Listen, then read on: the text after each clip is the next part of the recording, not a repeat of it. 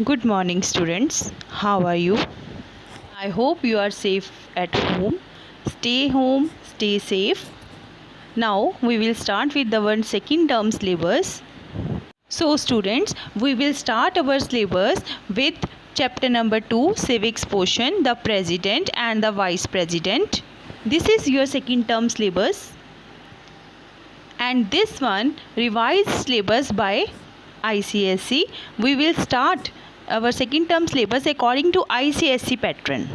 According to our new syllabus, the president, qualification for election, composition of electoral college, reasons for indirect election, term of office, procedure for impeachment, and in powers executive, legislative, financial, judicial, discretionary and emergency powers only. This time, according to syllabus, the vice president is not included in the syllabus. So our first topic is the President of India. Introduction about the President. He is the executive head of the Union of India. He is head of the state, but according to our constitution, he or she is bound to follow the advice given by the Prime Minister and Council of Ministers. He is head of the state and the supreme commander of the Defence Forces of India. He is a nominal head according to constitution. Our whole powers are vested with Prime Minister. According to Indian constitution, he is just a signing authority. All the work done by the Prime Minister. In simple words, India में prime minister जो है वो main working body है और जो हमारे president हैं वो नॉमिनल हेड है। Means her rule and regulation जब वो एक्ट बनता है या वो लॉ बनता है तो उस पर प्रेसिडेंट के सिग्नेचर्स होने कंपलसरी हैं, लेकिन उन रूल एंड रेगुलेशंस को फॉर्म करना और उन रूल एंड रेगुलेशंस को आगे बढ़ाना, उसके ऊपर प्रोसीजर रेडी करना, वो सारा का सारा काम जो है वो हमारे अवर कॉन्स्टिट्यूशन हमारे प्रेसिडेंट के पास वो हर पावर है जिससे कि वो हमारी नेशन को चलाने के लिए बहुत ही परफेक्ट रोल प्ले कर सकते हैं। लेकिन कॉन्स्टिट्यूशन में ये चीज़ें मेंशन है, इसलिए वो अपनी मर्ज़ी से रूल एंड रेगुलेशंस को अप्लाई नहीं कर सकते। इसके लिए उन्हें किसकी सपोर्ट चाहिए होती है? काउंसिल ऑफ मिनिस्टर और प्राइम मिनिस्टर की। तो ये इंडिया में एक स्पेशलिटी है कि हमारे प्रेसिडेंट जो हैं वो एक रबर स्टैम्प है और हम नॉमिनल हेड कह सकते हैं। इनको काम करते हैं, इनके नाम पे सारा काम किया जाता है, लेकिन करने वाली बॉडी कोई और होती है। Again repeated, head of the union executive is the president. It also include PM and council of minister.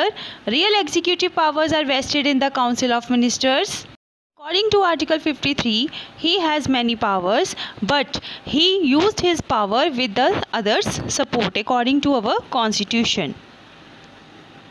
So students, next topic is qualification for the election. A person shall be eligible for election as a president if he is citizen of India. Second one, he has completed an age of 35 years. Third, he should be qualified for election as a member of Lok Sabha.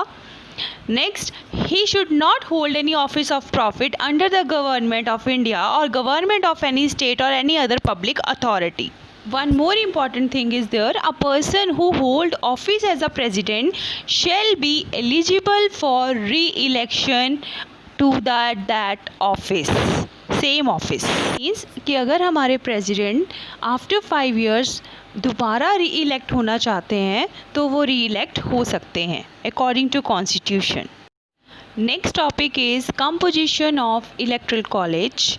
The elected indirectly by the members of an electoral college consisting of first one, the elected members of both houses of the parliament. Both houses means Lok Sabha and Rajya Sabha. And second one, the elected members of legislative assemblies of state including National Capital Territory of Delhi and Union Territory of Puducherry. One most important point, please mark on page number 180.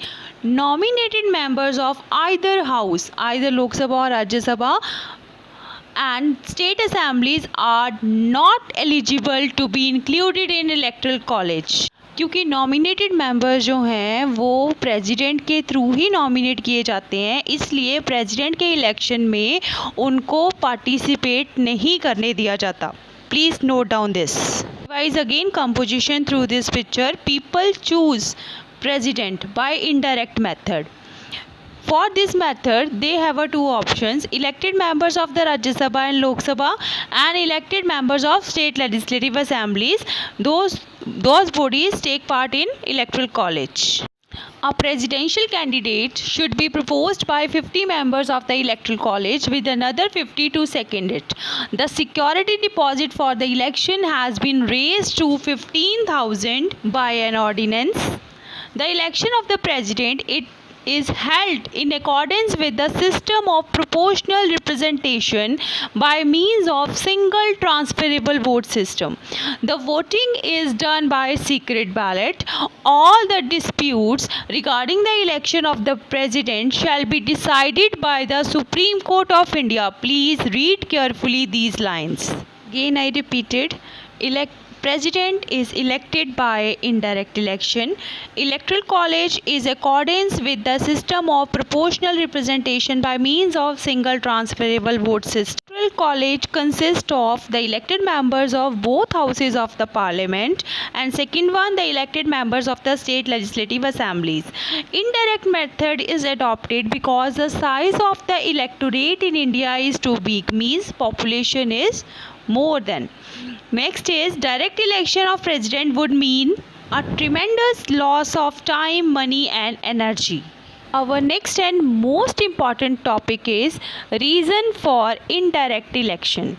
The president is indirectly elected because, first point, if elected directly, he could become a rival center of powers to the Council of Ministers. Second one, an indirect election protects the president to become a nominee of ruling party at the center. And third and last most important topic is the members of state legislative assemblies in electoral college makes the president the elected representative of the whole nation. A clear voice would be given to the states as well as by this process. Next most important topic for 3 marks, oath of office. Before entering upon his office, the president take on oath in the presence of Chief Justice of India. If he is absent, the senior most judge of the Supreme Court conduct this event. Points of oath are: discharge the functions of the President of India. Second, preserve, protect and defend the Constitution and the law. Third one is devote himself to the service and well-being of the people of India. Next topic is term of office. The president holds the office for the term of 5 years from the date on which he enters the office. The Chief Justice of India administers the oath of office to the president. Next topic is vacation of seat. The president may submit his resignation letter to the vice president. Please underline it, to the vice president. He can also remove from the office by the process of impeachment due to the violation of the Constitution. The president can be expelled from the office in case of the violation of the Constitution by the process of impeachment. Either house can initiate the procedure by mentioning the charge for violation of the Constitution. Second point, a 14 days notice should be given to the president in writing signed by at least 1/4 of the total members of the house that framed the charge. After the lapse of 14 days, a resolution is moved which is to be passed by the majority of not less than 2/3 of the total strength of the house. Third and last point, the resolution then moved to the other house which should investigate the charges. During the process, the president has right to appear and to represent himself in such investigation.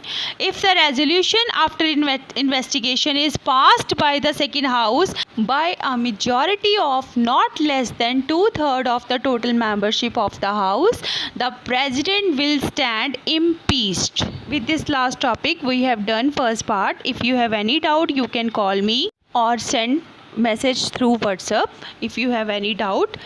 Thank you.